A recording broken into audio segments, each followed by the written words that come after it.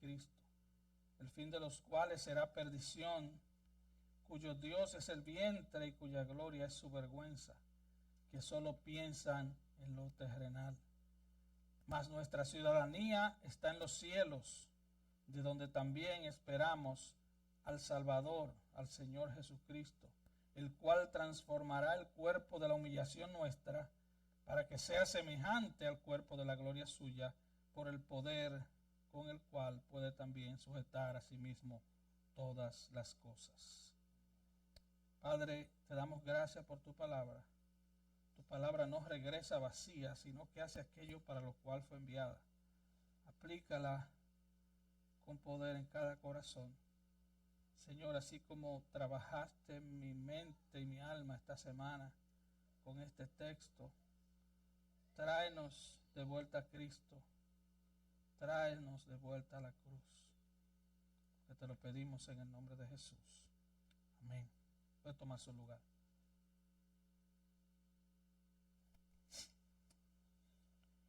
Filipenses 3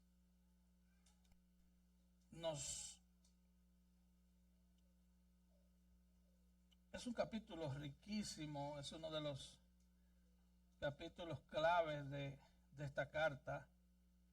Y como vimos, el versículo 14 es el verso principal de este capítulo. Prosigo a la meta. Prosigo al premio. La meta y el premio es lo mismo. Es ser iguales a Cristo, es parecernos a Cristo. Y Pablo estaba persiguiendo esa meta, que era el premio del glorioso llamado de Dios. Ese premio es ser formado conforme a la imagen de Cristo. Cristo es el modelo perfecto. Y desde que nacemos de nuevo por la obra gloriosa del Espíritu, comienza un proceso de formación. Somos formados conforme a la imagen de Cristo. Esa debe ser la meta de todo cristiano, parecerse a Cristo. Pero, como yo sé que ustedes saben, esa es una verdad ignorada en nuestra generación, en la mayoría de las iglesias. Y esa verdad ha sido cambiada por la psicología humanista.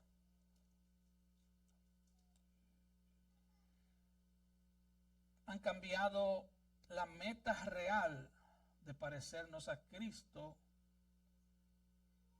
con psicología. Y esa predicación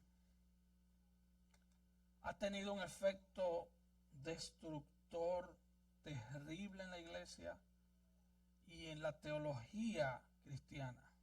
Por muchas razones. Y la razón principal es que para ellos el hombre existe para su propia satisfacción. Ese es el centro de esta teología diabólica que se ha apoderado de los púlpitos, no solo en Estados Unidos, sino en Latinoamérica y en el mundo. De hecho, alguien dijo que hay una nueva religión y es la religión de la necesidad. Dios es el que me resuelve todas mis necesidades. Y usted oye muchas canciones ya que tienen ese mismo sentido. Y el Dios que esa gente tiene, tengo un Dios que todo lo puede y me da todo lo que me pida. Todo lo que le pida. Solo falta que le compren un motorcito con un cajón atrás a Dios para que Dios le haga sus deliveries. Y la conclusión del humanismo es que el hombre, para ser feliz, tiene que tener todas sus necesidades y sus deseos cumplidos. A ellos no le molestan decir que Dios sana. A ellos no le molesta decir que Dios prospera su billetera. A ellos les molesta que Dios sea Dios. Que Dios sea Dios. Así que los psicólogos dicen que el hombre será feliz, estará contento, estará satisfecho cuando se cumplan sus deseos, cuando se cumplan sus anhelos, cuando se suplan todas las necesidades. Y los púlpitos modernos han absorbido esa psicología, esa filosofía humanista, unas veces por ignorancia bíblica y otras veces a sabiendas de que esas enseñanzas torcidas llenarán sus edificios de gente. Sus edificios son llenos de gente. Y tú escuchas el evangelio de la autoestima, el evangelio de que vales mucho como persona, de que eres muy importante para Dios. Un falso de esto dijo que Dios te necesita. Otro dijo, Dios está enamorado de ti. Ahí está el falso evangelio de la prosperidad, la salud, la riqueza, la felicidad. Es el evangelio psicológico, es el evangelio de la prosperidad. Este falso evangelio dice que si tú no tienes todas tus necesidades suplidas, tú no puedes ser un cristiano efectivo. Tú no puedes dar un buen testimonio. Para tú dar un buen testimonio, tú tienes que tener el mejor carro, la mejor casa. Tú tienes que estar saludable, todos tus problemas resueltos. Porque ¿quién va a creer en tu Dios, según ellos, si tú eres un decacarao? Es una palabra dominicana que significa que tú estás por debajo, muy debajo de ser pobre. Nada más falso, hermano. No han leído las cartas de Pablo, no han leído el libro de Job, no han leído los salmos, no han leído la Biblia, no tienen Biblia. Son falsos cristianos, no tienen Biblia. Ellos dicen que si estás enfermo o pierdes el trabajo o la casa, estás en maldición. Pero ven donde el hombre de Dios para que ese hombre te liberte. ¿Entiendes? Porque según ellos, el poder está en el hombre de Dios. Según ellos. Dios, y usted dice, ¿dónde está Dios en esos lugares? Dios está a kilómetros de ahí. Dios está irado contra esa gente. Y vamos a ver más adelante por qué. Así que eso ha invadido la iglesia de una manera aplastante. Por lo que gran parte de la predicación y la enseñanza hoy en día tiene que ver con problemas, necesidad y satisfacción. Y con el cumplimiento de sus propios deseos personales. Pero el evangelio, el verdadero evangelio, el evangelio de Cristo, el evangelio que predicó Pablo, no trata con el hecho de nuestra satisfacción personal, sino de cómo satisfacer a Dios. Y solo podemos satisfacer a Dios a través de Cristo. No en nuestra carne. Y Pablo muestra una gran preocupación aquí. De una manera impactante él presenta este tema, este texto de hoy. Dice, porque por ahí andan muchos, de los cuales os dije muchas veces, y aún ahora lo digo llorando, que son enemigos de la cruz de Cristo. ¿Y por qué él está tan preocupado? Bueno, en 2 Corintios 11:28, después de él dar un resumen bien conciso de todo su sufrimiento en el ministerio, él dice, y además de otras cosas, lo que sobre mí se agolpa cada día, la preocupación por todas las iglesias. Pablo estaba preocupado por la iglesia. Porque una iglesia alimentada 52 semanas con ese veneno de acción lenta de las falsas enseñanzas, no es una iglesia. No es una iglesia. Pablo vivía para Cristo y para la iglesia de Cristo. Él sufría enormemente cuando él veía falsos maestros que se aprovechaban de la ingenuidad o de la ignorancia de las ovejas. En ese mismo capítulo 11 de 2 de Corintios, Pablo dice, los versículos 13 y 15, porque estos son falsos apóstoles, obreros fraudulentos que se disfrazan como apóstoles de Cristo. Y no es maravilla, porque el mismo Satanás se disfraza como ángel de luz. Así que no es extraño si también sus ministros se disfrazan como ministros de justicia, cuyo fin será conforme a sus obras. Y en el texto que nos ocupa hoy, Pablo dice, refiriéndose a los falsos maestros, porque por ahí andan muchos. Esto parece como que fue escrito hoy. Esto es tan actual como el periódico de hoy, porque por ahí andan muchos, de los cuales os dije muchas veces. Él dice, no son pocos, andan muchos. Andan muchos, de los cuales os dije muchas veces. Pablo era reiterativo en el tema. Todas las cartas de Pablo están llenas de esto. Entonces, ¿cómo ignorar tantas advertencias repetidas una y otra vez, una y otra vez, una y otra vez en todo el Nuevo Testamento y en el Antiguo Testamento también? Hechos 20, 28 y 30. Por tanto, mirad por vosotros. Pablo le está dando un consejo a los pastores de la época. Recuerde, Hechos es la historia de los primeros 30 años de la iglesia. Por tanto, miren por ustedes y por todo el rebaño en que el Espíritu Santo os ha puesto por obispos. La palabra obispo, la palabra pastor y la palabra anciano se usan indistintamente. O sea, un pastor es el que alimenta a las ovejas. Un obispo en el griego es episcopos, es el que supervisa las ovejas. Y un anciano es el hombre maduro que aconseja. Así que obispo, anciano y pastor es lo mismo, bíblicamente. Y él dice, miren ustedes mismos por el rebaño en que el Espíritu Santo los ha puesto por pastor para apacentar la iglesia del Señor, la cual él ganó por su propia sangre. No es la iglesia del pastor, es la iglesia del Señor, la que él ganó. No la que yo me gané para Cristo, no, usted no ganó nada. No, la que él ganó. Son las ovejas del Señor. Si tú eres cristiano, tú eres una oveja del Señor que fuiste comprado en el mercado de esclavos por la preciosísima sangre de Cristo.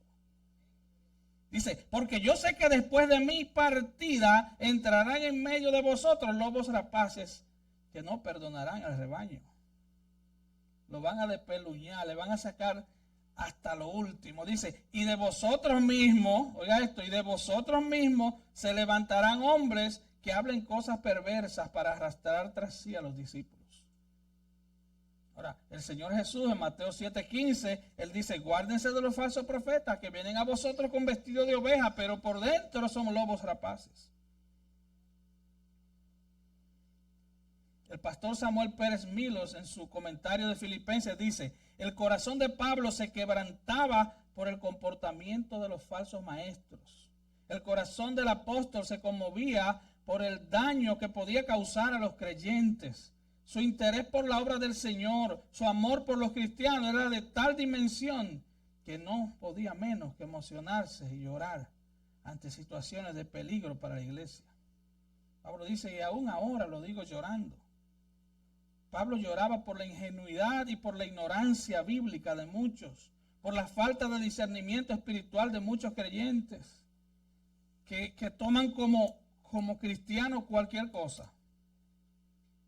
Cualquier cosa. Usted ve que agarran, leen un texto bíblico y duran 1 hora hablando de cualquier cosa menos del texto bíblico. Y a eso le llaman predicación. Ellos le ponen un texto bíblico para darle como un olorcito a bíblico a lo que van a decir. Y Pablo dice, lo digo llorando. Pero esta es la única vez en que Pablo menciona que está llorando en el tiempo presente. Mire lo que él dijo al despedirse de la iglesia de Éfeso en Hechos 20:31. Por tanto, velad. Acuérdense que por 3 años, de noche y de día, no he cesado de amonestarlos con lágrimas a cada uno.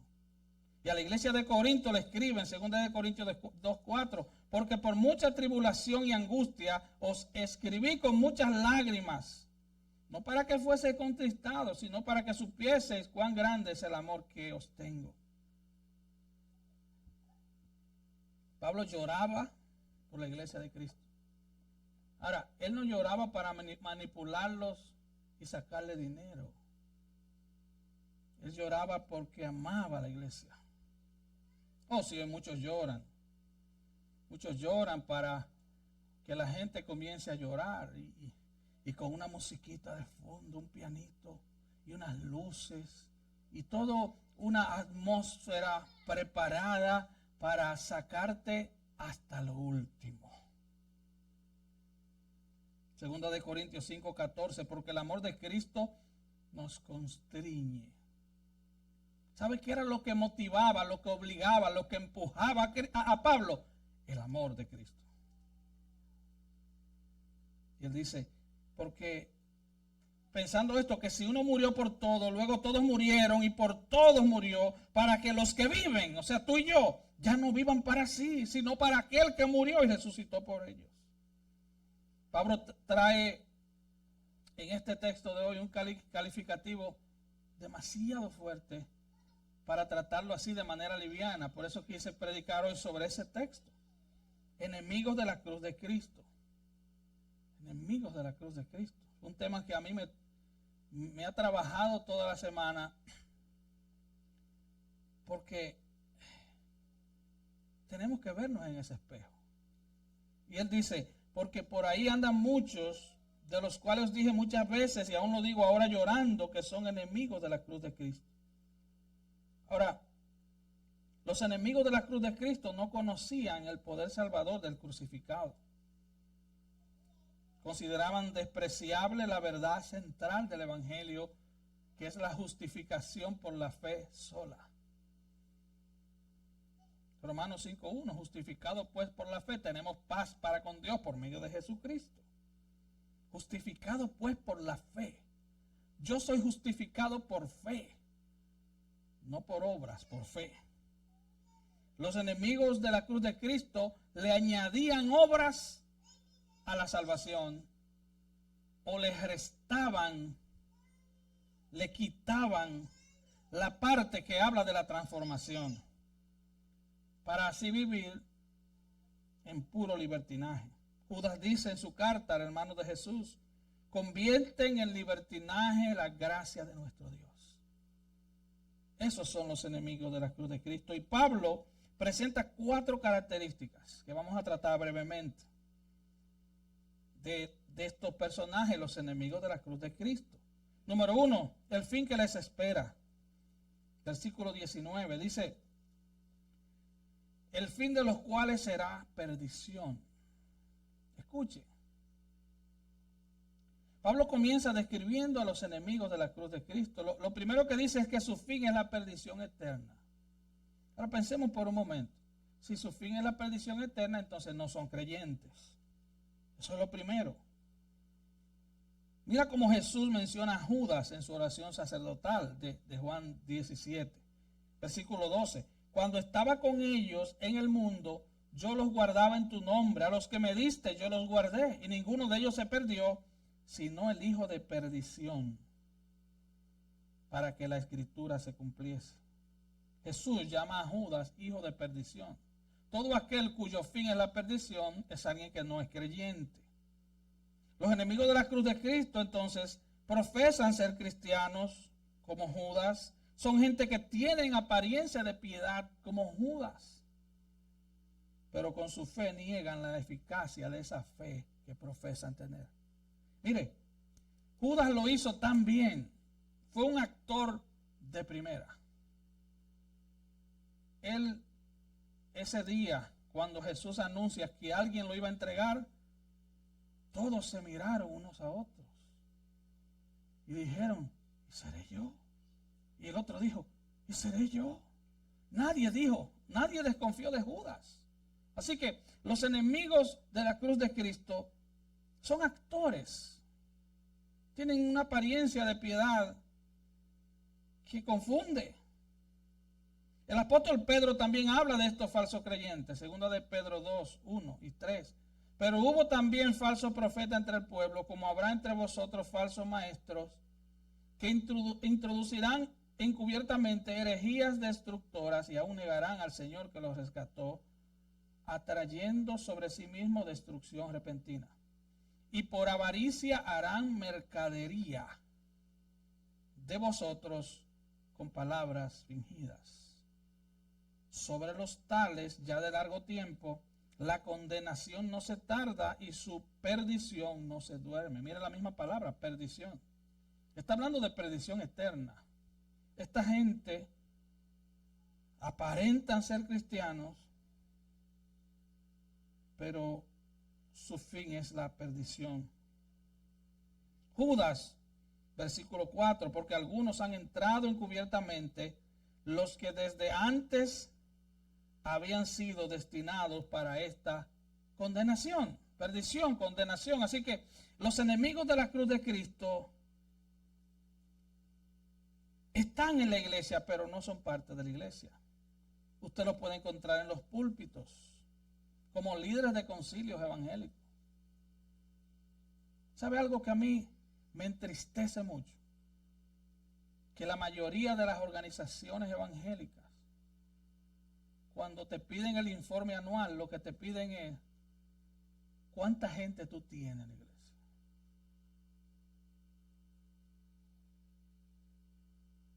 ¿Cuánta gente hay? No te preguntan ¿cuánta gente está creciendo en el estudio de la palabra, en la meditación de la palabra, en la vivencia de la palabra? ¿Cuánta gente está siendo transformada por el glorioso evangelio de Cristo?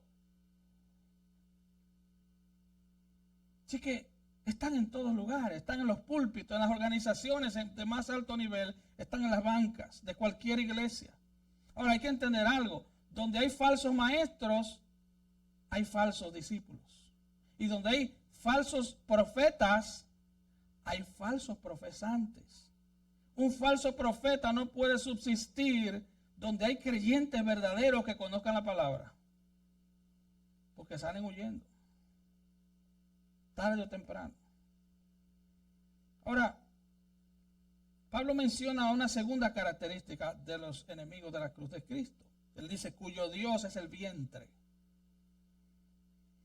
Su Dios es su vientre. La palabra vientre, barriga, belly, aquí se refiere a nuestros deseos, a nuestras pasiones, que como nuestro vientre nos hacen demandas constantes. Yo estoy seguro que ya usted termina el servicio y algunos, usted oye un sonido en las tripas, demandándole ¿qué? Comida. Pablo aquí está diciendo, el Dios de los enemigos de la cruz de Cristo es su vientre. Nuestro vientre siempre nos exige que lo llenemos. De eso se trata. Esta persona hacen siempre lo que su carne les pide. Judas 1, bueno, Judas solo tiene un capítulo, versículos 18 y 19 dice que en el postrer tiempo habrá burladores que andarán según sus malvados deseos. Su Dios es su vientre. Y dice, estos son los sensuales que no tienen el espíritu. Sensuales. Y van a esos lugares buscando sentir, buscando que se les suba la dopamina por un momento de emoción. No buscando ser transformados, no buscando arrepentirse de sus pecados y venir a los pies de Cristo. Están buscando que se les suba la dopamina para pasar su happy hour. Entonces antes lo hacían en el bar y ahora van a ese lugar. La dopamina se les sube, salen felices como en la barra, pero también como en la barra salen sin dinero. Lo único que la bebida es diferente. No tiene nada que ver con el evangelio. Es la triste realidad. Marcos Vidal en su canción Cristianos dice: antes tenían todo en común y oraban en la noche. Hoy compiten por saber quién tiene mejor casa y mejor coche. De eso se trata. Sus pasiones son su Dios. Así como un creyente vive para agradar a Dios y obedecer su palabra, estos viven para agradar su carne y obedecer sus pasiones y deseos.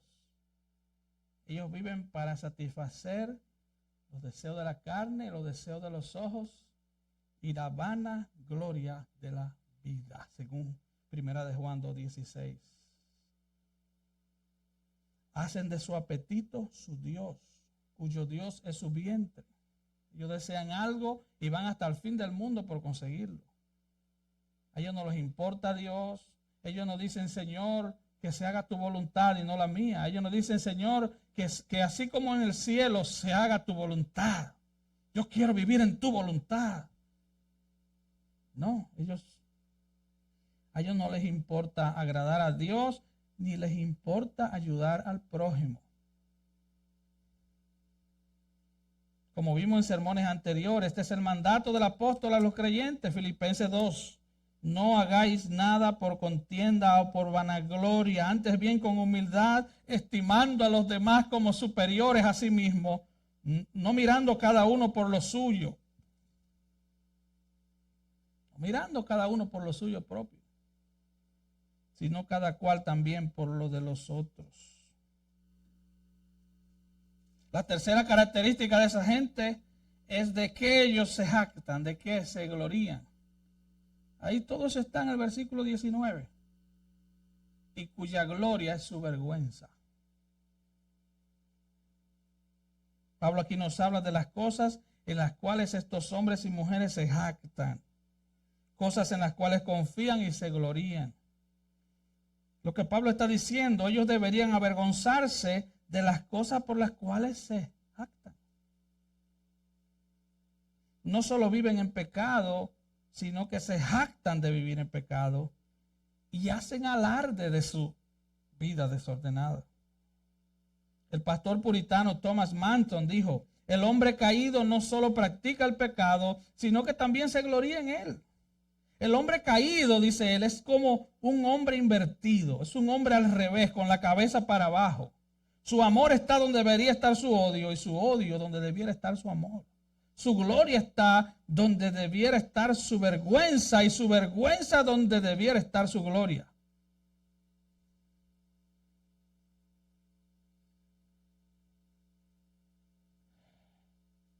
Su gloria es su vergüenza, dice Pablo.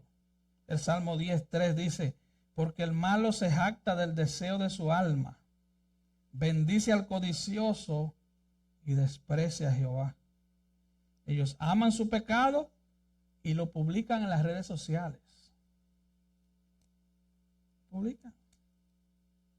Lo que debería darle vergüenza y esconderlo y traerlo a Cristo y venir rendido a Cristo, ellos lo publican en las redes.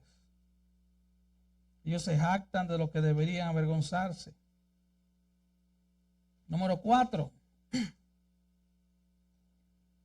Su manera de pensar. ¿Cuál es la manera de pensar de un enemigo de la cruz de Cristo? Pablo dice: solo piensan en lo terrenal. Miren, antes de destruir toda la creación con el diluvio y solo dejar 8 personas que sobrevivieran, mira lo que vio Dios. Génesis 6:5. Y vio Jehová que la maldad de los hombres era mucha en la tierra, y que todo designio de los pensamientos del corazón de ellos era de continuo solamente el mal. Proverbios 23:7 nos dice que como es el pensamiento del hombre, así es él. Así que, ¿qué es una mente terrenal? es una mente con una cosmovisión mundana.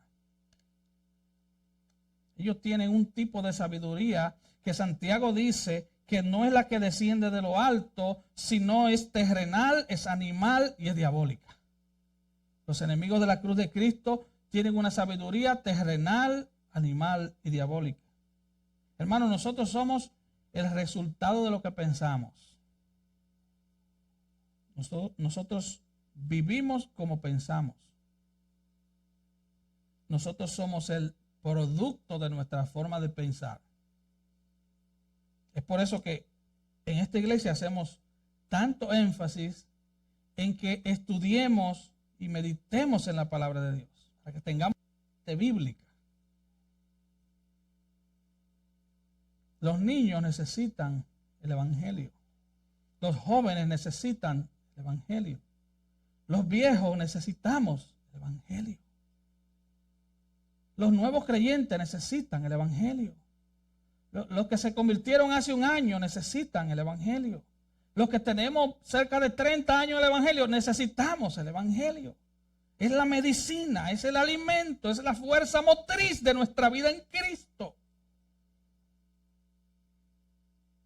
Tener una mente bíblica nos llevará a vivir conforme a los estándares de la Biblia. Tener una mente bíblica. Pero estos hombres, enemigos de la cruz de Cristo, solo piensan en lo terrenal. Y como piensan, así hablan. Y como piensan, así se relacionan con los demás. A veces terminamos el servicio y en vez de quedarnos rumiando la palabra unos minutos en el templo, comenzamos a hablar de otras cosas, pensando en lo terrenal. Porque se está predicando el mensaje y tú estás pensando en que dejaste las habichuelas puestas, qué sé yo. Los frijoles están salcochando, si se van a quemar. Apaga la estufa antes de salir. El Salmo 10:4 dice: el malo, por la altivez de su rostro, no busca a Dios. No hay Dios en ninguno de sus pensamientos. La mentalidad terrenal es una forma de pensar influenciada por el mundo. Aman el mundo y las cosas del mundo. Santiago lo llama adúltero. Dice: oh almas adúlteras, ¿no sabéis que la amistad con el mundo es enemistad contra Dios? Cualquiera pues que quiera ser amigo del mundo se constituye enemigo de Dios. Hermano, y yo les ruego por el bien de sus almas que ni por un momento piensen que esto es un mensaje radical. No, esta es la palabra de Dios. No vamos a arrancarle esa hoja, esa es la palabra de Dios. No tiene nada que ver con el predicador, es la palabra de Dios. Así que no es un mensaje radical, es realmente el evangelio. Gerson Murray lo dice de esta manera: ¿cómo es una mente terrenal? Es una mente que no toma en cuenta a Dios. Es una mente que no toma en cuenta la realidad del pecado, que no toma en serio la gracia de Cristo, la santidad, la muerte, el juicio venidero, el cielo, la gloria de Dios. Usted escucha gente en la iglesia que viven haciendo unas preguntas: oye, yo puedo hacer esto y yo puedo hacer aquello. O sea, viven en la orilla entre lo santo y lo diabólico. Quieren vivir en la orilla. ¿Por qué no vivir en el centro de la voluntad de Dios? Y yo me puedo poner esto y yo me puedo poner aquello. No, aléjate del mundo. Comienza a vivir para Cristo. Renuncia al pecado.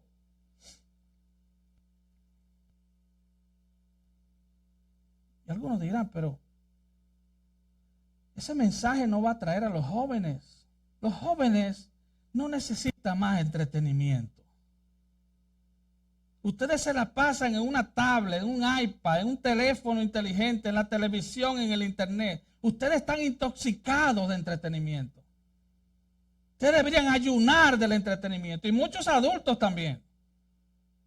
para venir a la iglesia a traerte un payaso que te haga feliz por media hora.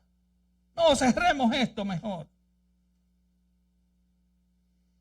Una mente terrenal es una que no tiene la Biblia como su punto de partida para entender las cosas del mundo. Una mente terrenal no conecta su diario vivir con la realidad de la existencia de Dios. Una mente terrenal la tienen aquellos que son ateos prácticos. O yo soy cristiano, yo hice profesión de fe un día, pero vivo como si Dios no existiera. Vivo como que no hay un juicio al final. Vivo como que no le voy a dar cuenta a nadie al final de mi vida. Oh, te tengo noticias. Hebreos 9:27 dice, está establecido que el hombre muera una sola vez y después de esto el juicio. Vas a morir, yo también. Y vamos a caer en una corte donde el que es tu abogado hoy, el que quiere ser tu abogado hoy, va a ser tu juez. Y Él es santo, Él es incorruptible, Él es insobornable. Tú no puedes sobornar a ese juez. Una mente terrenal es una mente que no filtra las cosas de este mundo con el filtro de la Escritura. Toman decisiones, pero no filtran sus actuaciones con el strainer, con el filtro de la Escritura.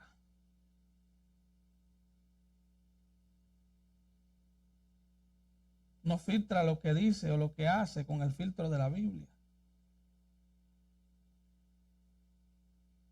La mente terrenal ve en la casa y el carro las cosas más importantes de su vida.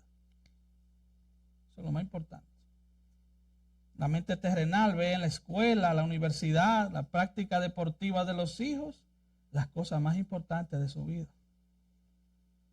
Estiman la profesión, la estabilidad financiera, los bienes materiales como lo más valioso.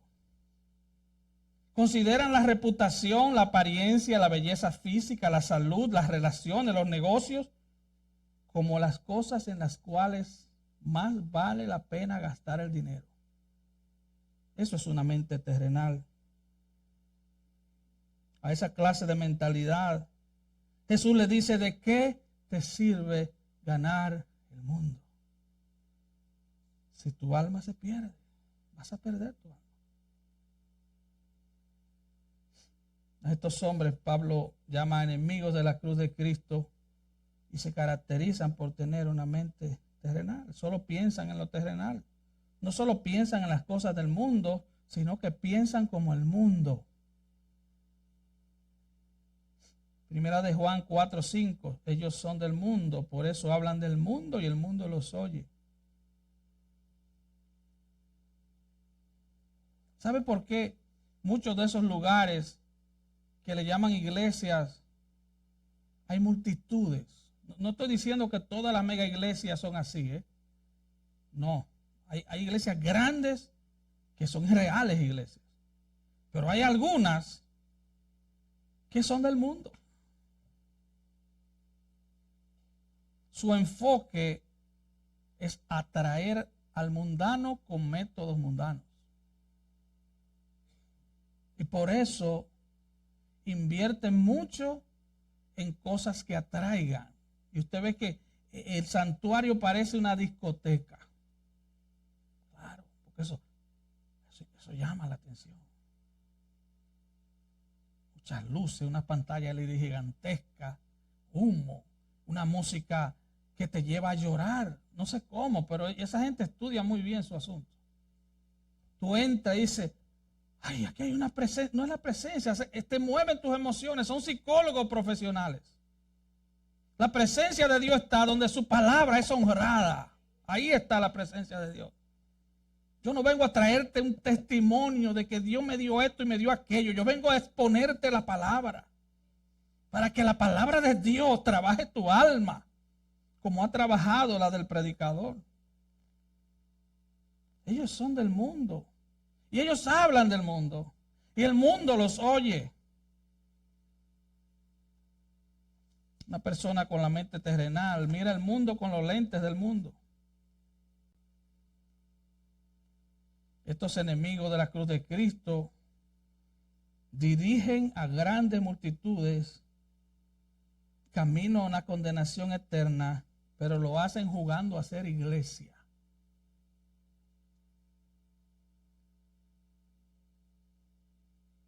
Yo sé que esto no es un mensaje popular. De hecho, la Biblia no trae un mensaje popular. Arrepentirse de los pecados nunca ha sido popular. Nunca lo ha sido.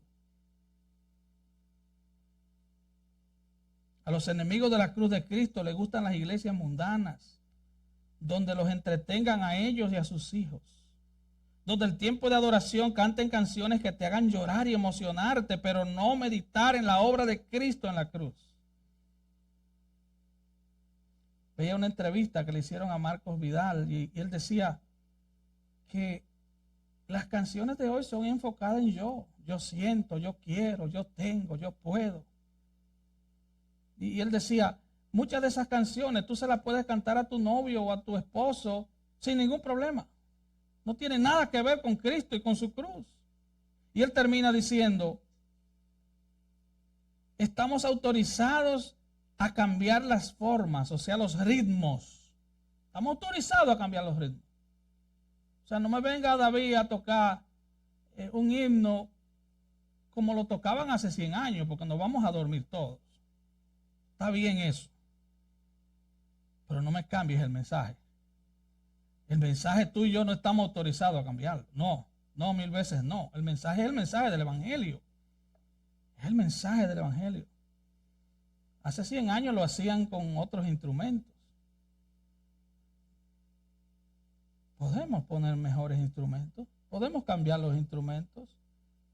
Claro que sí. Pero el mensaje es incambiable. A esta gente le gusta el evangelio, pero un evangelio falso, un evangelio sin cruz. Sus programas son muy atractivos y bien planificados, pero la palabra de Dios brilla por su ausencia. Ahora bien, una mente terrenal se deleita en lo que es vergonzoso y se aburre de lo que es santo. Se emociona por lo superficial y resiste lo que es solemne. Se aferra a lo que perece e ignora lo que permanece. Se afana por lo temporal y se olvida de lo eterno. Así que aquí vimos 4 características de los enemigos de la cruz de Cristo. Número 1, no son creyentes. Su fin es la perdición. Número 2, su Dios es su vientre. Viven para complacer su carne, viven para sus emociones. Su gloria es su vergüenza. Se jactan, hacen alarde de lo que es vergonzoso. Y número 4, solo piensan en lo terrenal. Piensan como el mundo, piensan en las cosas que aman, las cosas del mundo. Ahora bien, para ir concluyendo, mientras Pablo nos trae esta terrible advertencia, él llora. Llora, dice, se los digo llorando. Y esto a mí me llamó la atención. Porque estas no son lágrimas de cocodrilo. Pablo estaba en una cárcel mientras escribía esta carta. Él no estaba llorando por sus cadenas. Él no estaba llorando como aquel perverso de Florida que dijo, yo lloro por mis millones. No, él no lloraba por dinero, él no lloraba porque tenía un mejor carro, una mejor casa. Él lloraba al ver la condición de la iglesia. Y esto debería llevarnos a mirarnos a nosotros mismos como iglesia. Yo te pregunto, cuando tú ves un hermano en pecado, tú oras por tu hermano y lloras. ¿Cuál es tu actitud? Cuando tú ves tus propios hijos que no andan caminando con Cristo, tú lloras. Cuando tú ves tu hermano que debería estar creciendo, tú lo ves estancado. Tú sales a murmurar y a chismear o tú lloras. Tú comienzas a ver las fallas de otros o tú lloras.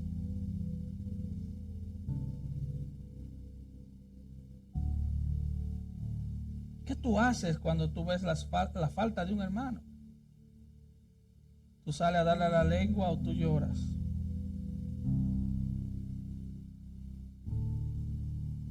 Mira lo que pasaba en la iglesia de Corinto. Primera de Corintios 1 y 2. 5, 1 y 2. Lo voy a leer en la Nueva Traducción Viviente. Dice: me cuesta creer lo que me informan acerca de la inmoralidad sexual que hay entre ustedes. Algo que ni siquiera los paganos hacen. Me dicen que un hombre de su iglesia vive en pecado con su madrastra. Ustedes están muy orgullosos de sí mismos. En cambio deberían estar llorando de dolor y vergüenza y echar a este hombre de la congregación. Los corintios estaban muy alegres porque supuestamente ellos tenían todos los dones. Yo diría tenían el mejor ministerio de alabanza de la ciudad. Tenían un gran templo, tenían sillas acoginadas. Y ellos se enorgullecían mientras el pecado estaba corroyendo la iglesia. Dice: ustedes deberían estar llorando. Deberíamos llorar al ver cómo la iglesia de esta nación es cada día más mundana. Deberíamos llorar al ver la tibieza de nuestros propios corazones. Como una celebración mundana nos enfría el corazón y nos pone como témpano de hielo. Deberíamos llorar. Deberíamos llorar al ver cómo levantamos ídolos en nuestros corazones que se levantan contra la voluntad de Dios. Y estoy peleando contra la voluntad de Dios. Y quiero que se haga la mía. Sí, porque hay un ídolo. Deberíamos llorar. Deberíamos llorar. Deberíamos llorar si vemos que nos hemos acomodado a una vida de pecado. Siendo cristianos, deberíamos llorar. Ya no nos importa ofender a Dios. Ya seguimos como nada. Como si nada pasara. Dios nos ayude a cambiar nuestro modo de pensar. Dios nos ayude para que podamos realmente vivir para Él. Que no seamos payasos.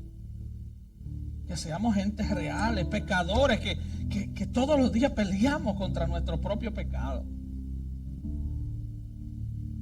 Deberíamos llorar al observar nuestra vida de oración.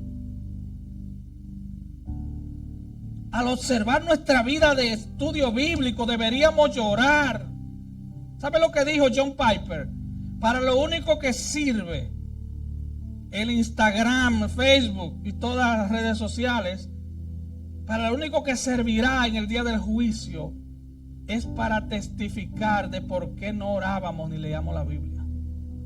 A lo único.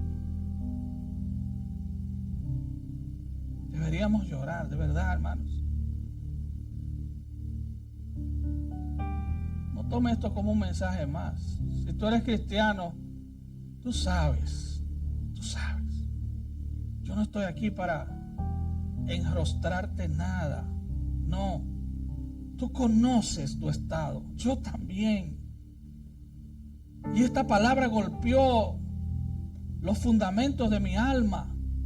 Porque muchas veces profesamos ser cristianos y vivimos como enemigos de la cruz de Cristo. Muchas veces.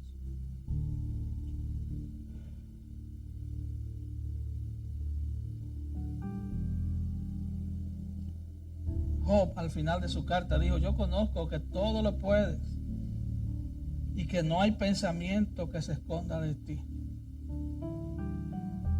No podemos escondernos de Dios. Así que huye de los malos ejemplos. Huye de los enemigos de la cruz de Cristo. ¿Cómo hago eso? Pablo ya nos lo dijo en mensajes anteriores. Olvida lo que queda atrás. Extiéndete a lo que está delante. Y número 2, sigue el ejemplo de hombres, de mujeres que estén creciendo en parecerse a Cristo. Que estén creciendo en mortificar su pecado. Que estén creciendo. Sigue el ejemplo de hombres y mujeres piadosos. Olvida el pasado. El año está fresquecito. Olvida el pasado. Comienza hoy. Y si tú piensas que no necesitas orar más, es porque realmente necesitas orar más. Cuando tú has llegado a un punto de confort, de que tú te sientes bien como está, todo está bien, no, ahí es que tú más necesitas orar. Así que esta es la advertencia que el Señor nos trae para esta mañana. Vamos a estar de pie.